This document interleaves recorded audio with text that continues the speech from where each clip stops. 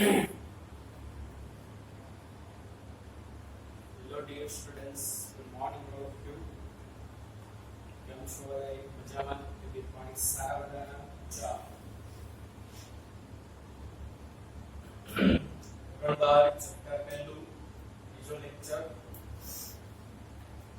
ચાલો. ઉદાહરણ નંબર 2.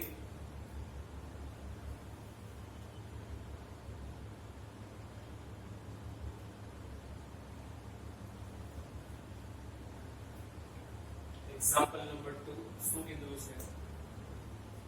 એક પદાર્થમાંથી બીજા પદાર્થમાં દર સેકન્ડે 10⁹ ઇલેક્ટ્રોન જતા હોય તો બીજા પદાર્થ પર કુલ 1 કુલમ વિદ્યુતભાર જમા થવા માટે કેટલો સમય લાગે?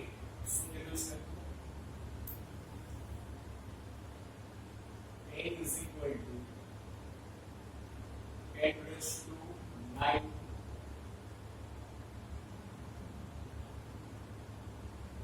ઇલેક્ટ્રોન 10⁹ ઇલેક્ટ્રોનને એક સપાટી ઉપરથી બીજી સપાટી પર જવામાં 1 સેકન્ડ લાગે છે. તો કોઈ સપાટી ઉપર 1 કુલમ વિદ્યુતભાર જમા થવા કેટલો સમય લાગશે? બરાબર, સાવ સિમ્પલ છે. ચાલો હવે આ એક પદાર્થ છે, બીજા પદાર્થને 1 સેકન્ડમાં 10⁹ ઇલેક્ટ્રોન આપો તો એનો મતલબ 1 સેકન્ડમાં એનું કેટલું ચાર્જિંગ થયું હોય, કેટલા કુલમ ચાર્જિંગ થયું હોય. બરાબર, પ્રથમ પદાર્થ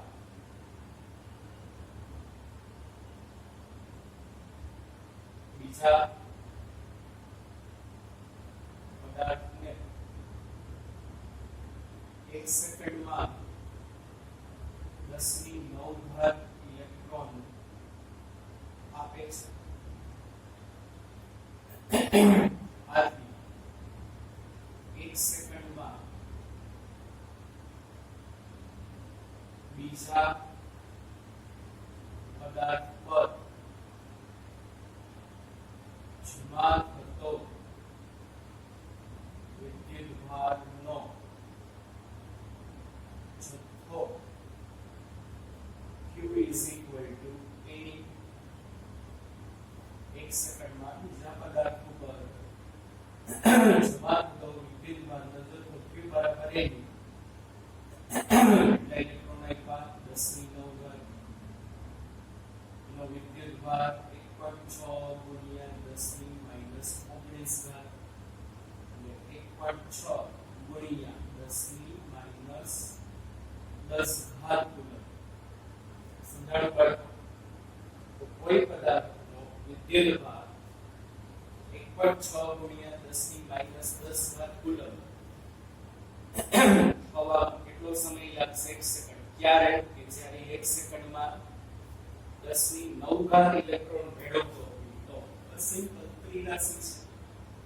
1 સેકન્ડમાં બીજો પદાર્થ બાળકો કેટલો વિદ્યુતભાર થયો હશે? 10⁻⁻10 કુલમ. 1.6 ગુણ્યા 10⁻⁻10 કુલમ. તો તમે કહી શકો, શું કહી શકો? આટલો વિદ્યુતભાર જમા થવામાં 1 સેકન્ડ લાગે તો 1 કુલમ વિદ્યુતભાર જમા થવામાં કેટલો સમય લાગે? સિમ્પલ લખી શકો છો 1.6 ગુણ્યા 10⁻⁻10 કુલમ વિદ્યુતભાર જમા થવા લાગતો સમય 1 સેકન્ડ છે.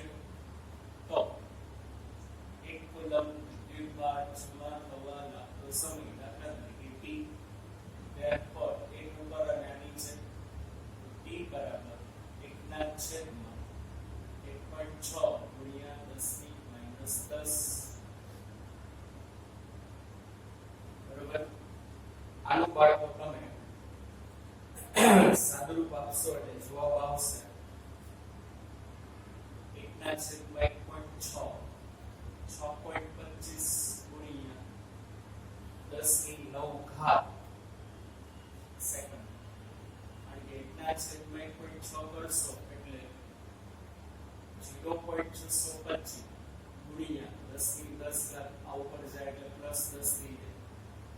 6.25 ગુણ્યા 10 ની 10 5 સેકન્ડ લાગે. બરાબર. આટલા સમયમાં બીજો પદાર્થ 1 કુલમ વિદ્યુતભાર ધારણ કરશે. જો દર સેકન્ડે આટલા ઇલેક્ટ્રોન ટ્રાન્સફર થતા હોય તો બાળકોને વર્ષમાં ફેરવો તો કેટલું આવે? 198 વર્ષ જેવું આવે છે. નિયર અબાઉટ 200 વર્ષ. સેકન્ડની વર્ષ તો આવડે ને, સેકન્ડમાંથી વર્ષમાં જતા તો આવડે. ઓકે, સમજાય છે કે નહીં? શું કરવાનું? ચાલો 3600 સેકન્ડ જે છે એના માટે 1 કલાક લાગે છે. બરોબર. એક વર્ષ માટે કેટલી લાગશે એના ઉપરથી તમે આને ભાગ્યા 365, એને ભાગ્યા 24, એને કલા, એને ભાગ્યા 60, એવી 365 દિવસ, 365 દિવસની 24 કલાક, 24 કલાકની 60 મિનિટ, બરોબર, 60 મિનિટની 60 સેકન્ડ. અને તમારે કેટલા વડે ભાગવાનું? 365 દિવસની 24 કલાક, 365 ગુણ્યા 24, 24 કલાકની 60 મિનિટ, 60 મિનિટની 60 સેકન્ડ. એટલા વડે તમે બાળકો ભાગશો ને, t બરાબર આવશે 198. વિચાર તો કરો. આપણે એમ પહેલા કીધું 1 કુલમ વિદ્યુતભાર ખૂબ જ મોટો જથ્થો કહેવાય. બરાબર. તો આશરે 198 વર્ષ પછી એના ઉપર કેટલો ચાર્જ જમા થશે? 1 કુલમ. જ્યારે દર સેકન્ડે આટલા ઇલેક્ટ્રોન ટ્રાન્સફર થતા હોય ત્યાં. સિમ્પલ છે.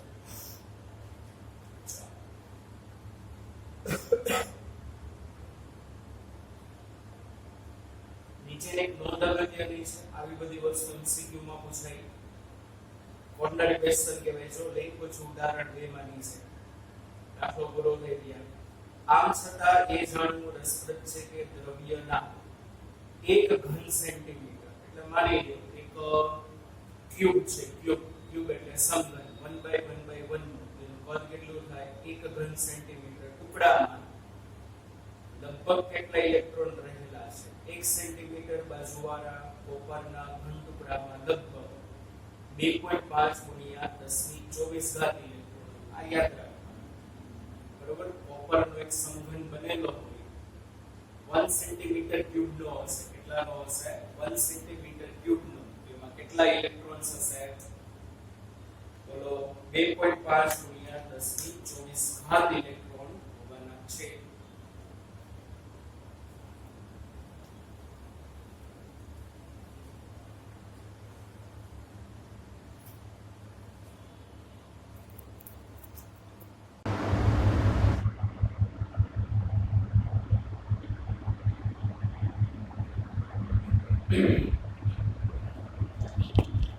ચાલો આગળ. ઉદાહરણ 3.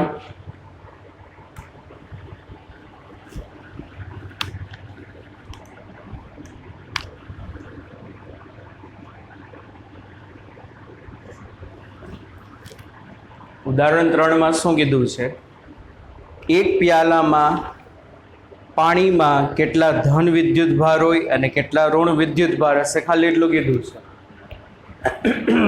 એક ગ્લાસ પાણીનો ભરેલો છે, એ એક ગ્લાસ પાણીનો ભરેલો હશે, એમાં કેટલા પ્રોટોન્સ હશે, ધન વિદ્યુતભાર એટલે પ્રોટોન, અને કેટલા ઇલેક્ટ્રોન હશે, ઋણ વિદ્યુતભાર એટલે કે ઇલેક્ટ્રોન.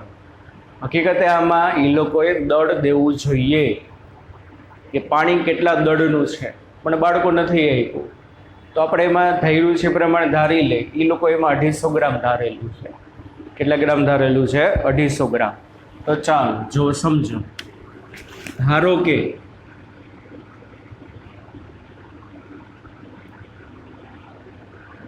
ગ્લાસમાં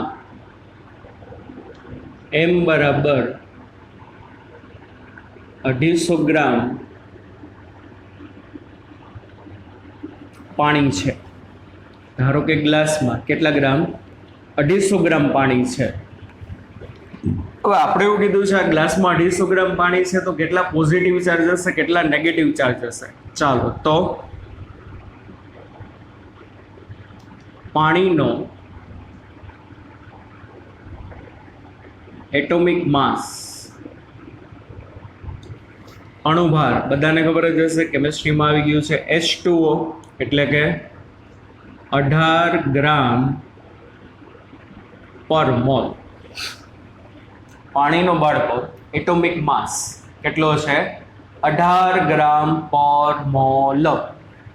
એનો મતલબ શું? 18 ગ્રામ પાણીમાં 1 મોલ જેટલા પાણીના અણુ હોય. તમારા પાસે જો કોઈ પ્યાલામાં 18 ગ્રામ પાણી હોય ને, તો પાણીના કેટલા અણુઓ હોય? 1 મોલ જેટલા. 1 મોલ જેટલા મતલબ 6.022 ગુણ્યા 10⁻23 ઘાત. કેટલું આવશે બાળકો? 6.022 ગુણ્યા 10⁻23 ઘાત, એટલે કે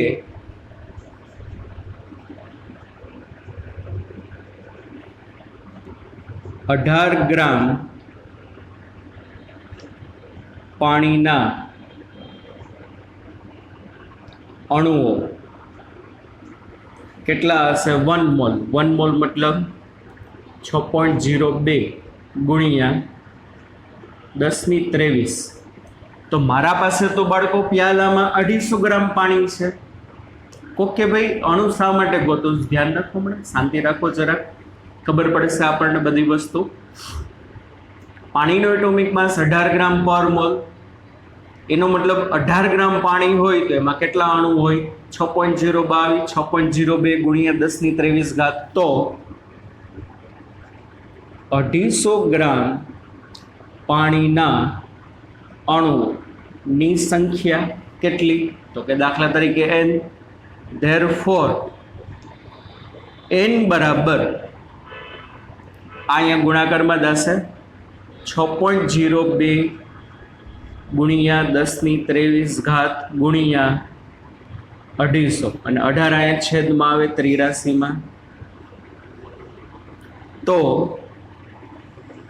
તમારા પાસે જે પાણીનો પ્યાલો છે એમાં 250 ગ્રામ પાણી છે, તો એમાં પાણીના આટલા અણુ હશે.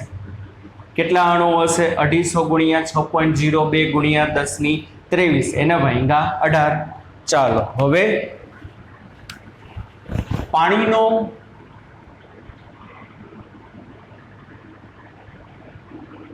એક અણુ એટલે કે બાળકો H2O. પાણીનો એક અણુ એટલે કે H2O, એટલે 2 હાઇડ્રોજન છે અને એક ઓક્સિજન છે. શું છે? તો કે H plus H plus O. બરોબર. પાણીનો જે એક અણુઓ છે એ પાણીના એક અણુમાં, બોલો, પાણીના એક અણુમાં 2 હાઇડ્રોજનના એટમ હશે અને એક ઓક્સિજનનો એટમ હશે. 2 હાઇડ્રોજનના એટમ છે અને એક ઓક્સિજનનો એટમ છે. તો પાણીના એક અણુમાં કેટલા પ્રોટોન હોય? H plus H plus O. Number of proton, ચાલો કેમિસ્ટ્રી ભણી ગયા છો, આવડવું જોઈએ. હાઇડ્રોજનમાં 1 પ્રોટોન હોય, આ હાઇડ્રોજન પાસે 1 પ્રોટોન હોય, કેમિસ્ટ્રી ભણી ગયા છો, આવડવું જોઈએ. ઓક્સિજનમાં 8 પ્રોટોન હોય, તો ટોટલ 10 પ્રોટોન હશે. Np.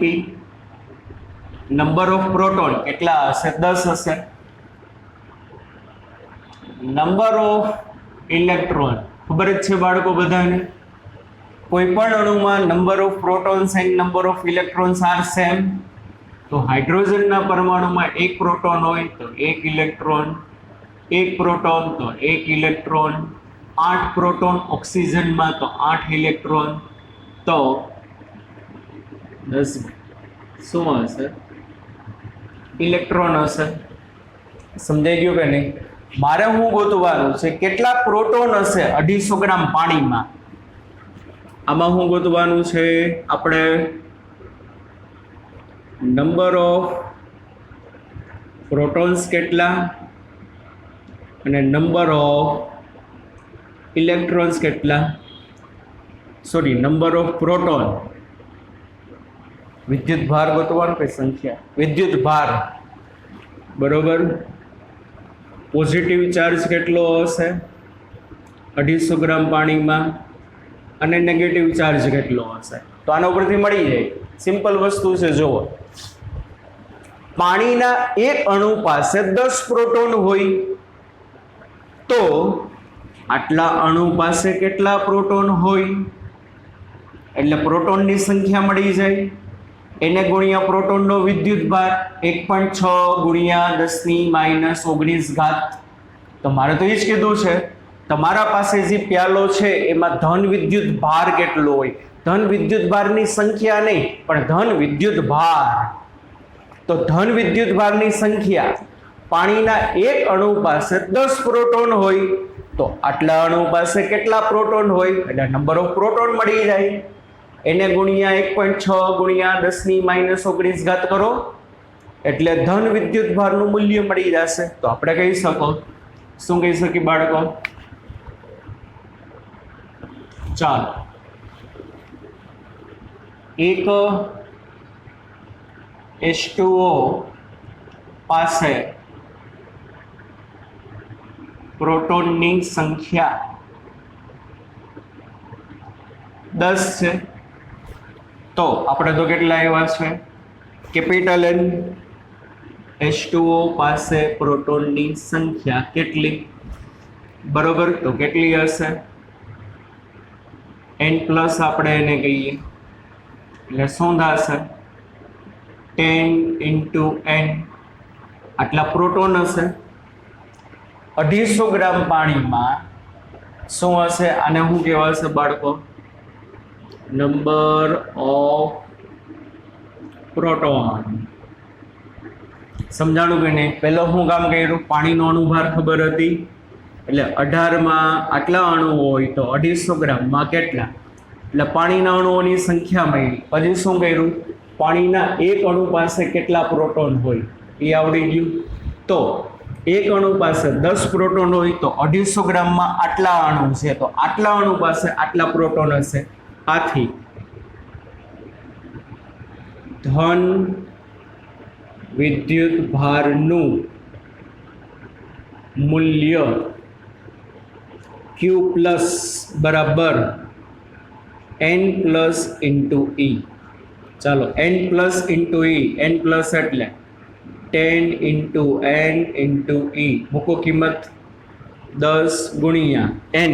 N ની સંખ્યા છે 250 ગુણ્યા 6.02 ગુણ્યા 10⁻23 ઘાત ના છેદમાં 18 એને ગુણ્યા E એટલે 1.6 ગુણ્યા 10⁻⁹ ઘાત. સમજાણું?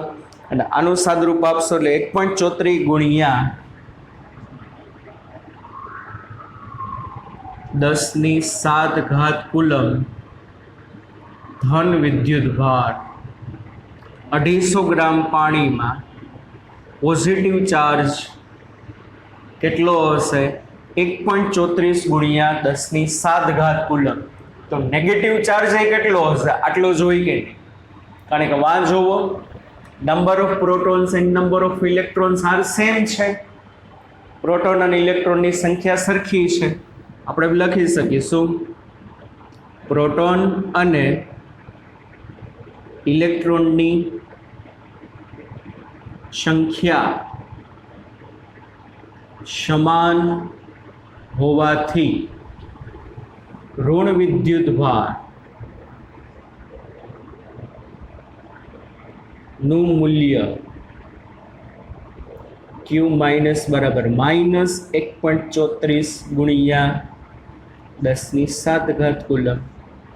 નેગેટિવ ચાર્જ એ કેટલો હશે બાળકો? -1.34 ગુણ્યા 10⁷ કુલમ. પાણી તટસ્થ હોય અને પહેલાં તમને સમજાયું છે કોઈ પણ વસ્તુ તટસ્થ છે એનો મતલબ શું? એના ઘરે ચાર્જ જ નથી એવું નહીં, એવું નહીં. Number of protons and number of electrons are same હોય એટલા માટે કેવું કહેવાય? તટસ્થ. મળી ગયું? ઓકે, ચાલો.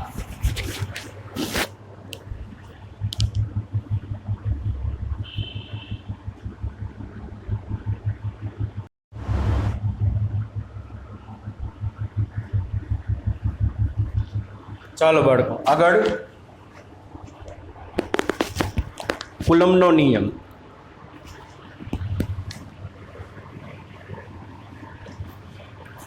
કુલમનો નિયમ જે છે એ કોના માટે છે? બે વિદ્યુત ભારો વચ્ચે કેટલું વિદ્યુત બળ લાગે એ કુલમના નિયમ ઉપરથી ખબર પડે. પેલી એક વસ્તુ યાદ રાખવાની, કુલમનો જે નિયમ છે એ કોના માટે લાગુ પડે? કુલમનો નિયમ બાળકો કોના માટે લાગુ પડશે? એક તો સ્થિર વિદ્યુત ભારો માટે. કોના માટે બાળકો લાગુ પડશે? સ્થિર વિદ્યુત ભારો માટે. કે જ્યારે કોઈ પણ વિદ્યુત ભારો સ્થિર હોય ત્યારે એ વિદ્યુત ભારો વચ્ચે જે વિદ્યુતીય બળ લાગતું હશે એ કુલમના નિયમ ઉપરથી અપાય. એટલે કુલમના નિયમની લાક્ષણિકતાઓ અથવા એની મર્યાદા કયો તો કુલમનો નિયમ માત્ર કોના માટે લાગુ પડશે? સ્થિર વિદ્યુત ભારો માટે. જો વિદ્યુત ભારો ગતિમાં હશે ને તો કુલમનો નિયમ લાગુ ના પડે. જ્યારે કોઈ પણ વિદ્યુત ભારો સ્થિર હોય ત્યારે બે વિદ્યુત ભારો વચ્ચે જે બળ લાગે એ કુલમના નિયમ ઉપરથી અપાય. એકા. અને બીજું બિંદુવત વિદ્યુત ભારો માટે. એ વળી હું બિંદુવત વિદ્યુત ભાર કોને કહેવાય? સપોઝ એક પ્રોટોન અને એક ઇલેક્ટ્રોન એકબીજાથી અમુક અંતરે પડ્યા છે તો સિંગલ પ્રોટોન છે, સિંગલ ઇલેક્ટ્રોન છે.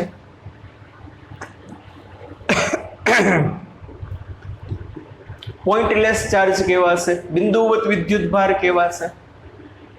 આર જેટલા અંતર એક પ્રોટોન અને એક ઇલેક્ટ્રોન છે, બે વચ્ચેનું અંતર આર છે, તો બે વચ્ચે કંઈક બળ લાગતું હશે. કેવું બળ લાગે? આકર્ષી બળ. એ કુલમના નિયમ ઉપરથી મળે. બે પ્રોટોન એકબીજાથી આર અંતરે પડ્યા હોય, અપાકર્ષી બળ લાગે. બે ઇલેક્ટ્રોન એકબીજાથી આર અંતરે પડ્યા હોય, અપાકર્ષી બળ લાગે. તો કુલમના નિયમ ઉપરથી ગોતી શકાય. એટલે કુલમનો જે નિયમ છે સ્થિર વિદ્યુત ભારો માટે અને બિંદુવત વિદ્યુત ભાર. દાખલા તરીકે બે પદાર્થ છે, એક પદાર્થ ઉપર વિદ્યુત ભાર Q1 છે, બીજા પદાર્થ ઉપર વિદ્યુત ભાર કેટલો છે? Q2. કુલમ્સ લો.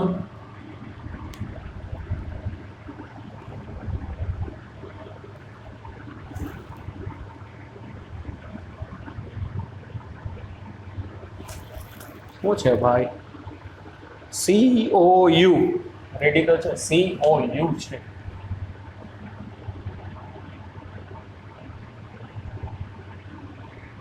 કુલમ્સ લો કોના માટે લાગશે?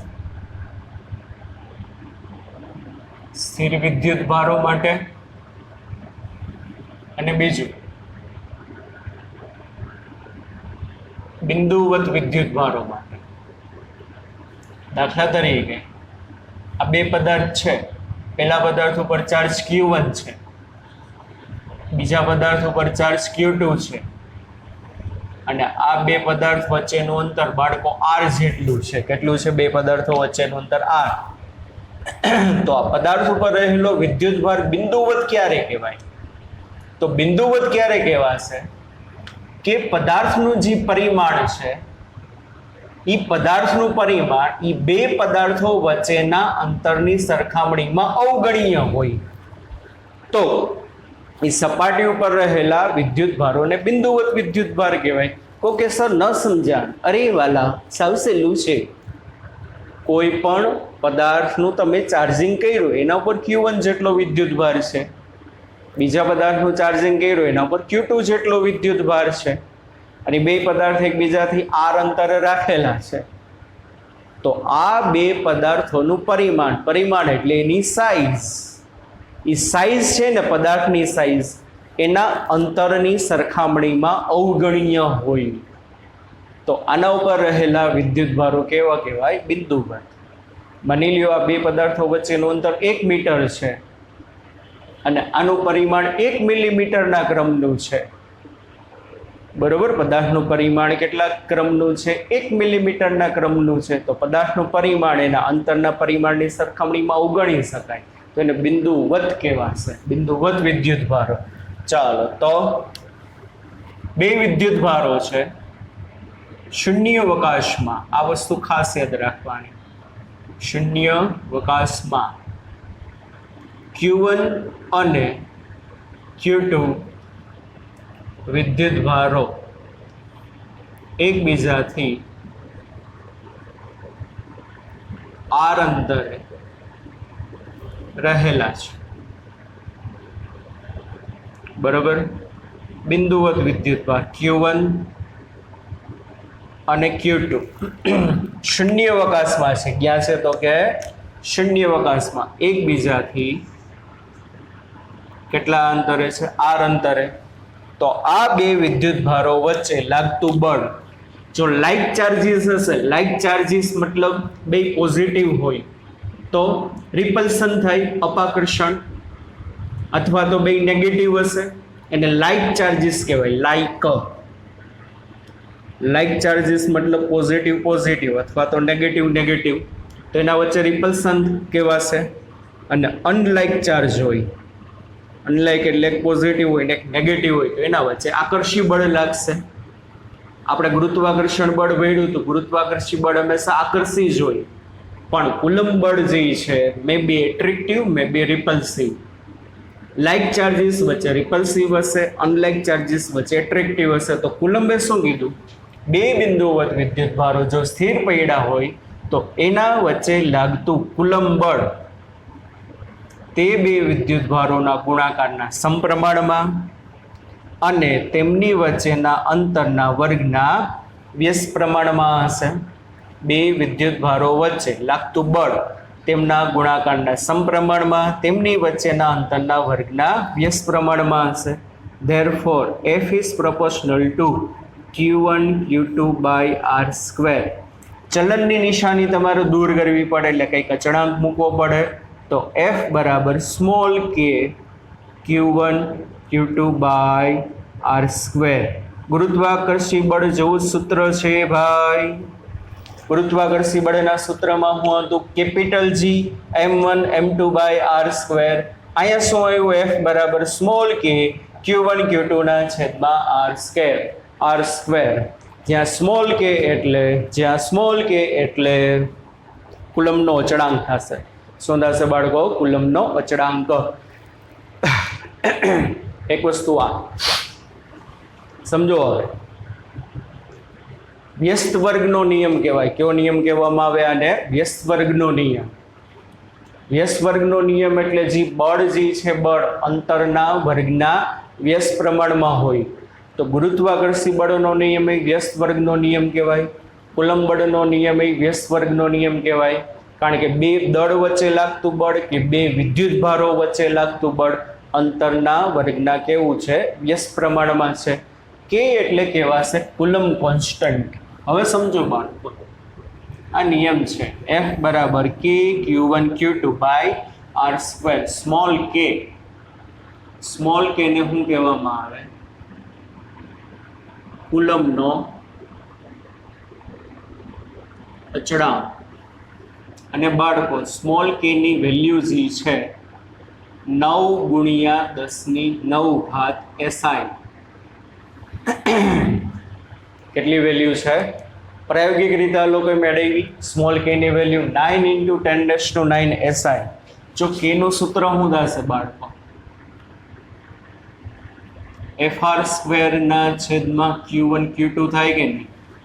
કે એને તમે અહીંથી કરતા બનાવો એટલે આયા ને આયા એટલે કેટલું થશે? FR સ્ક્વેર ના છેદમાં Q1 ઇન્ટુ Q2 એટલે એનો એકમ છે ને બાળકો, કે નો એકમ વેલ્યુ આટલી છે તો કે નો એકમ F એટલે newton into metre square per coulomb square, તો K is equal to 9 into 10⁹ newton metre square by coulomb square. If R is equal to 1 meter and Q1 Q2 is equal to 1 coulomb. શૂન્યાવકાશમાં 1 coulomb વિદ્યુતભાર ધરાવતા શૂન્યાવકાશમાં 2 વિદ્યુતભારો વચ્ચેનું અંતર 1 metre હોય, એની value કેટલી હોય? 1 coulomb. તો એના ઉપર જે બળ લાગે નહીં, બળને શું કહેવાય? કુલમનો અચળાંક કહેવાય છે. સમજાય છે કે નહીં? 1 કુલમ જેટલો વિદ્યુતભાર ધરાવતા 2 પદાર્થો વચ્ચેનું અંતર 1 મીટર હોય તો ત્યારે એના ઉપર લાગતું બળ કુલમનો અચળાંક, અને ત્યારે 2 વચ્ચે બળ લાગશે. કેટલું બળ લાગશે? 9 × 10⁹. કેટલું બળ લાગશે બાળકો? 9 × 10⁹ જેટલું બળ લાગે. એટલે K બરાબર 9 into 10⁹ newton metre square by coulomb square. ચાલો એકમ ઘણી વખત પૂછાય છે, એકમ આવડવો જોઈએ, સાવ સહેલું છે. ન્યૂટન, તો ન્યૂટનનું એકમની પારિમાણિક સૂત્ર હતું. ન્યૂટન એટલે બળ, બળનું પારિમાણિક સૂત્ર શું થાય? ખબર ના પડે તો હવે તો આવડવું જોઈએ. લાવ, બીજું ચેપ્ટર હાલી ગયું છે.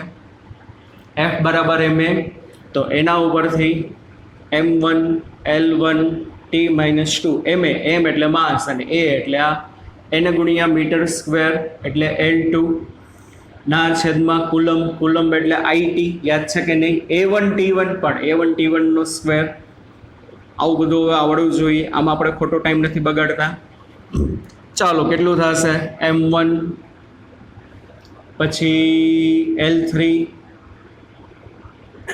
T-4 A-2 એટલે કે કુલમ અચળાંકનું જે પારિમાણિક સૂત્ર m1 L3 T-4 અને A-2. આટલું રેડી? આ સમજાય છે કે નહીં?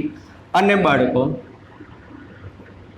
સ્મોલ k બરાબર 1/4πε0 પણ લખવામાં આવે છે. સ્મોલ k ની બદલે બાળકો 1/4πε0 લખાય જ્યાં ε0 એટલે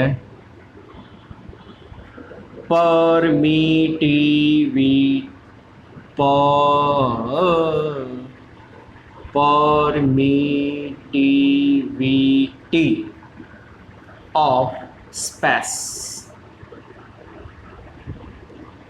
શૂન્યાવકાશનો પરાવૈદ્યુતાંક, શુદ્ધ ગુજરાતીમાં સ્મોલ k ની બદલે 1/4πε0 લખાય. શું લખાય બાળકો? 1/4π. શું બોલવામાં આવે આને? ε0. શું બોલવામાં આવે ને બાળકો? ε0. and where ε0 is equal to permittivity of the space. શુદ્ધ ગુજરાતીમાં બોલે તો શૂન્યાવકાશનો પરાવૈદ્યુતાંક. હવે જો બુકમાં નો લેખ નથી પણ તમને ખબર હોવી જોઈએ ભાઈ કે વોટ ઇઝ પરમિટિવિટી. પરાવૈદ્યુતાંક કોને કહેવાય? તો પરાવૈદ્યુતાંક, પરમિટિવિટી એટલે શું? તો પરમિટિવિટી કોને કહેવાય બાળકો? આ 2 વિદ્યુત ભારો વચ્ચે જે બળ લાગ્યું આટલું, એ બળ કોને કારણે લાગ્યું? આ વિદ્યુત ભારોને એની આજુબાજુની કંઈક અસર હશે. એ અસરને એનું વિદ્યુત ક્ષેત્ર કહેવાય. શું કહેવાય? એનું વિદ્યુત ક્ષેત્ર. એક વિદ્યુત ભાર બીજા વિદ્યુત ભારના વિદ્યુત ક્ષેત્રમાં એન્ટર થાય તો બળ લાગે. જેવી રીતે આપણે ગુરુત્વાકર્ષણમાં ચર્ચા કરેલી છે. કે દળ ધરાવતા દરેક પદાર્થને આજુબાજુમાં એની કંઈક અસર હોય, એ અસરને એનું ગ્રેવિટી ફિલ્ડ કહેવાય, ગુરુત્વાકર્ષી ક્ષેત્ર કહેવાય. તો દરેક વિદ્યુત ભારને અમુક વિસ્તાર લગી એની કંઈક અસર હોય, એ અસરને એનું વિદ્યુત ક્ષેત્ર કહેવાય. આગળ ઘણું બધું આ ચેપ્ટરમાં વિદ્યુત ક્ષેત્ર વિશે આવવાનું છે. તો દરેક વિદ્યુત ભારને પોતાનું કંઈક વિદ્યુત ક્ષેત્ર હોવાનું છે. સમજાય છે કે નહીં? દાખલા તરીકે હું વિદ્યુત ભાર છું તો આજુબાજુમાં મારી પોતાની કંઈક અસર હશે. It is known as my field. મારી અસર છે, મારું વિદ્યુત ક્ષેત્ર કહેવાય. હા કે ના? સમજાય છે કે નહીં?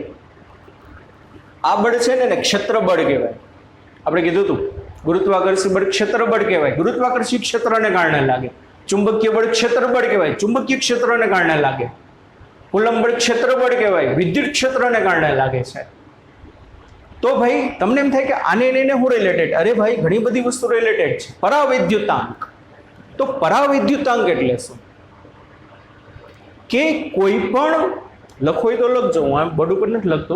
કોઈ પણ માધ્યમ પોતાનામાંથી કેટલું વિદ્યુત ક્ષેત્ર પસાર થવા દે એનું માપ. ફરીથી બોલું છું, વોટ ઇઝ પરમિટિવિટી? પરાવૈદ્યુતાંક એટલે શું? કોઈ પણ માધ્યમ પોતાનામાંથી કેટલું વિદ્યુત ક્ષેત્ર પસાર થવા દે, કોઈ પણ માધ્યમ પોતાનામાંથી કેટલું વિદ્યુત ક્ષેત્ર પસાર થવા દે તેના માપને પરમિટિવિટી, પરાવૈદ્યુતાંક કહેવાય. ઇમ્પોર્ટન્ટ વસ્તુ છે બાળકો.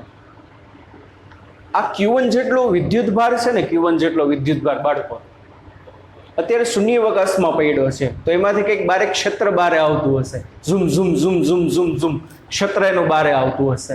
પણ જો માધ્યમ બદલાશે ને, શૂન્યાવકાશમાંથી કોઈ સામાન્ય માધ્યમમાં આવે ને, તો એમાંથી પસાર થતી ક્ષેત્ર રેખાઓની સંખ્યા બદલી જાય. કે ના સમજાણું? Q1 જેટલો ચાર્જ શૂન્યાવકાશમાં પડ્યો હોય તો એ જેટલું વિદ્યુત ક્ષેત્ર ઉત્પન્ન કરે છે એટલું વિદ્યુત ક્ષેત્ર બીજા કોઈ માધ્યમમાં ઉત્પન્ન ના કરી શકે. આ કુદરતી પ્રોપર્ટી છે, નેચરલ પ્રોપર્ટી છે. હાવ આ તે, આમાં આપણે એવું કંઈ નથી જોવાનું કોને કારણે છે, પણ આ યાદ રાખવાનું છે. કોઈ પણ વિદ્યુત ભાર એક માધ્યમમાંથી બીજા માધ્યમમાં જાય તો શું થશે? શૂન્યાવકાશમાં એની જેટલી અસર હતી ને, અસર એટલે કે એનું વિદ્યુત ક્ષેત્ર જેટલું હતું ને એના કરતાં બીજા માધ્યમમાં જશે ને તો એની અસર એટલે કે એનું વિદ્યુત ક્ષેત્ર બદલાઈ જશે. મેં શુદ્ધ ગુજરાતીમાં લખાયું એપ્સાઇલોન. અહીંયા લખ્યું છે આપણે એપ્સાઇલોન 0. એપ્સાઇલોન 0 એટલે પરમિટિવિટી ઓફ સ્પેસ. અને પરાવૈદ્યુતાંક, મેં તમને ખાલી પરાવૈદ્યુતાંકની વ્યાખ્યા લખાવી કે કોઈ પણ માધ્યમ પોતાનામાંથી કેટલું વિદ્યુત ક્ષેત્ર પસાર થવા દે છે એનું માપ પરાવૈદ્યુતાંક કહેવાય, પરમિટિવિટી કહેવાય. કોઈ પણ વિદ્યુત ભાર શૂન્યાવકાશમાં પડ્યો હોય ત્યારે જેટલું વિદ્યુત ક્ષેત્ર ઉત્પન્ન કરતો હશે એના કરતાં એને તમે કોઈ બીજા માધ્યમમાં લઈ જાઓ ને તો ઉત્પન્ન થતા વિદ્યુત ક્ષેત્રનું મૂલ્ય બદલાઈ જવાનું છે. સમજાય છે? તો માધ્યમ બદલાઈને એટલે પદાર્થ દ્વારા વિદ્યુત ભાર દ્વારા ઉત્પન્ન થતું વિદ્યુત ક્ષેત્ર બદલાય છે. એટલા માટે જ તમને ડેફિનેશનમાં લખાયું વોટ ઇઝ એપ્સાઇલોન. આ એપ્સાઇલોન 0 છે, બરોબર. પરાવૈદ્યુતાંક કે કોઈ પણ માધ્યમ પોતાનામાંથી કેટલી વિદ્યુત ક્ષેત્ર રેખાઓને એલાવ કરે, કેટલું વિદ્યુત ક્ષેત્ર પાસ થવા દે એને શું કહેવામાં આવે? પરાવૈદ્યુતાંક કહેવાય. સમજાય છે કે નહીં? જુઓ, સમજો વસ્તુ. એપ્સાઇલોન 0 છે બાળકો, એની વેલ્યુ આવશે 8.85 ગુણ્યા 10⁻12. એપ્સાઇલોન 0 ની વેલ્યુ કેટલી છે? 8.85 ગુણ્યા 10⁻12. અને એનો એકમ શું આવશે? સ્મોલ કે નો જે એકમ હતો એનો ઇન્વર્સ. કારણ કે જો આ બેની તમે જગ્યા સામસામે બદલાવો તો એપ્સાઇલોન 0 બરાબર શું થાય? 1/4 પાઈ સ્મોલ કે. 4 અને પાઈને તો એકમ ના હોય તો એપ્સાઇલોન 0 નો એકમ 1/k નો એકમ. તો k નો એકમ આ હતો તો એનો ઇન્વર્સ કરી નાખો. Coulomb square by newton into metre square. Epsilon 0 નો એકમ તેની ડાયમેન્શન ફોર્મ્યુલા આની ઇન્વર્સ થઈ જશે. m-1 l-3 t4 અને a2 આ એની શું થશે? ડાયમેન્શન ફોર્મ્યુલા થશે. હા કે ના? સમજાય છે કે નહીં? તો ચાલો આ સમજો. ઇન સ્પેસ, સ્પેસ એટલે શૂન્યાવકાશમાં આ બે વિદ્યુત ભારો છે, એના વચ્ચેનું અંતર r છે, તો બળ કેટલું હશે? F બરાબર k ની બદલે હવે k q1 q2 by r square, પણ k ની બદલે તમે લખી શકો બાળકો 1/4 pi epsilon 0 q1 q2 by r square. In medium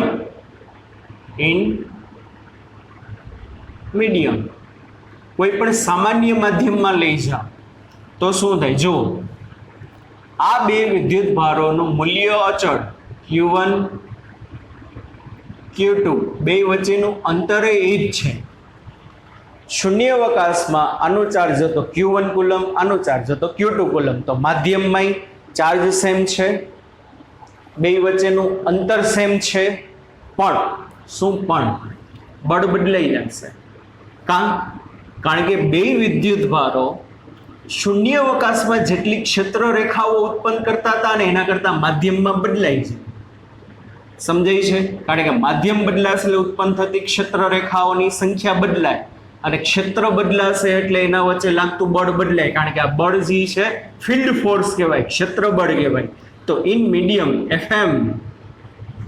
FM બરાબર લખવામાં આવે 1/4 pi epsilon q1 q2 by r square. જો અહીંયા એપ્સાઇલોન લખો, here what is epsilon? Epsilon એટલે પરમિટિવિટી ઓફ મીડિયમ. એપ્સાઇલોન 0 એટલે પરમિટિવિટી ઓફ સ્પેસ, પણ એપ્સાઇલોન એટલે શું? બે વિદ્યુત ભારો શૂન્યાવકાશમાંથી કોઈ સામાન્ય માધ્યમમાં આવે ને તો એનું મૂલ્ય ના બદલાય. q1 નું q1 રહે, q2 નું q2. વહાં બે વચ્ચેનું અંતર r હતું, અહીંયા બે વચ્ચેનું અંતર r રહીએ, પણ માધ્યમનો પરાવૈદ્યુતાંક બદલાઈ જાય, પસાર થતી ક્ષેત્ર રેખાઓ પર અસર કરે, એને પરિણામે લાગતું બળ બદલાઈ જશે. સમજાય છે કે નહીં? ચાલો, તો શું થશે? જો બળ બદલી ગયું અને આનો તમે ગુણોત્તર લ્યો, આ સ્પેસમાં હતું તો શું થશે? બેનો ગુણોત્તર લ્યો, FM/F સ્પેસ બરાબર. ચાલો આ બેનો ગુણોત્તર લેશો એટલે શું થશે બાળકો? q1 q2 by r square, 4 pi cancel થઈ જશે, તો વધશે શું? અહીંયા વધશે 1/એપ્સાઇલોન, અને અહીંયા શું વધશે? 1/એપ્સાઇલોન 0. હા કે ના? સમજો, વસ્તુ સમજવાની છે, બુકમાં બધું ના લખ્યું હોય. છેદનો છેદ અંશમાં, અંશનો છેદ છેદમાં. એપ્સાઇલોન 0/એપ્સાઇલોન. હા કે ના? સમજાય છે કે નહીં? અને આમે લખાય 1/એપ્સાઇલોન 0. શું કર્યું? અને પાછું અહીં છેદમાં લઈ ગયા. તો સમજો બાળકો,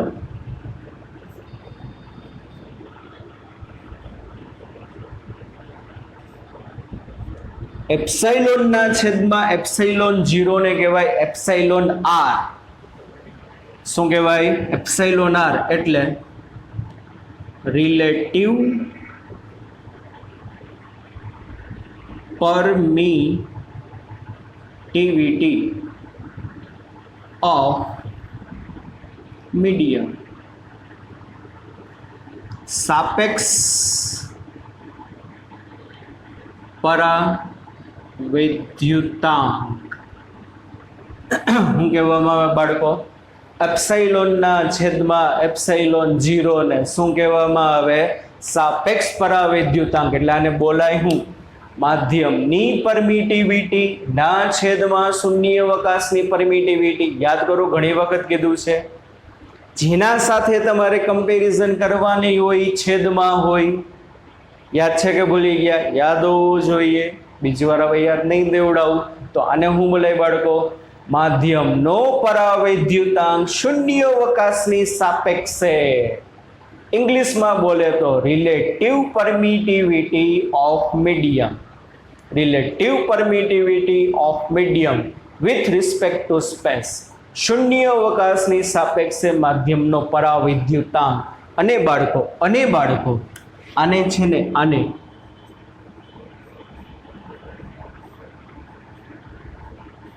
કેપિટલ કે કહેવાય. શું કહેવામાં આવશે આને? કેપિટલ કે. અને કેપિટલ કે એટલે શું? ડાઈ. આ છે ને પાછું આપણે બીજા ચેપ્ટરમાં આવશે, પણ અત્યારે થોડું ઘણું આમાં આવે છે એટલે કરાવી દઉં. બાકી ડિટેલમાં બીજા ચેપ્ટરમાં આવશે. Dielectric constant of medium. Capital K epsilon ના છેદમાં એપ્સાઇલોન 0 ને શું કહેવામાં આવશે બાળકો? Dielectric constant of medium, માધ્યમનો ડાઇલેક્ટ્રિક અચળાંક. શું બોલવામાં આવે? માધ્યમનો ડાઇલેક્ટ્રિક અચળાંક. તો ચાલો શું સૂત્ર બનશે?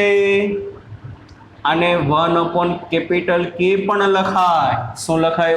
1 કેપિટલ કે. તો એનો મતલબ શું? FM બરાબર આ ઉપર જાય FS બાય કેપિટલ કે. તો આનો મતલબ શું સમજાય છે કે નહીં બાળકો? FM એટલે શું? મીડિયમમાં લાગતું ફોર્સ. મીડિયમમાં લાગતું ફોર્સ કેટલું છે? શૂન્યાવકાશમાં જેટલું બળ લાગતું હતું ને એના કરતા કેમાં ભાગનું બળ ઘટી ગયું. જુઓ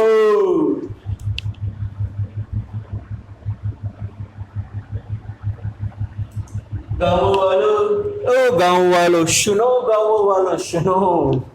देखो क्या हुआ કે આ બે વિદ્યુત ભારો શૂન્યાવકાશમાં હતા ત્યારે જેટલું બળ લાગતું હતું ને એના કરતા માધ્યમમાં આવ્યા ને, force in medium is equal to force in space by capital K. જો સ્મોલ કે કેપિટલ કે ભેગા ના થાય એટલે ઘણી વખત હું અહીંયા ડાયરેક્ટ ઘણી વખત બોલતો તો સ્મોલ કે આ છે કેપિટલ કે.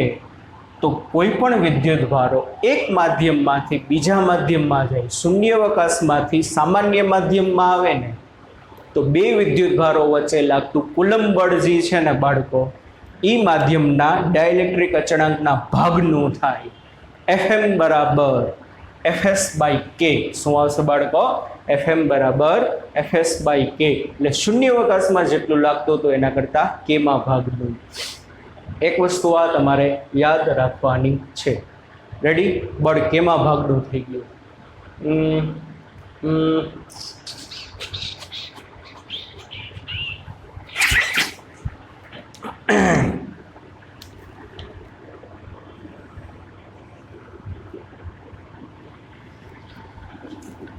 વાહક માટે પેલા તો એર માટે કે એર 1 છે. કે એર કેટલો છે? 1. એટલે શૂન્યાવકાશની પરમિટિવિટી અને હવાની પરમિટિવિટી બે સરખી હોય તો જ કે બરાબર 1 થાય ને. કારણ કે કોઈ પણ માધ્યમની પરમિટિવિટી એટલે શું? માધ્યમની પરમિટિવિટીના છેદમાં શૂન્યાવકાશની પરમિટિવિટી, હવાની પરમિટિવિટીના છેદમાં શૂન્યાવકાશની પરમિટિવિટી, બેની પરમિટિવિટી સરખી હોય. 8.85 ગુણ્યા 10⁻12 ઘાત. 8.85 10⁻12 કેન્સલ એટલે કે બરાબર 1 આવે. તો આનો મતલબ શું? જો કોઈ બે વિદ્યુત ભારો શૂન્યાવકાશમાં આર અંતરે રહેલા હોય અને એટલું જ અંતર અહીંયા માધ્યમમાં રાખે ને તો એના વચ્ચેનું બળ બદલાશે નહીં. કારણ કે કે બરાબર કે એર કેટલો છે? 1. તો FM બરાબર FS બાય 1 બરાબર. પણ કે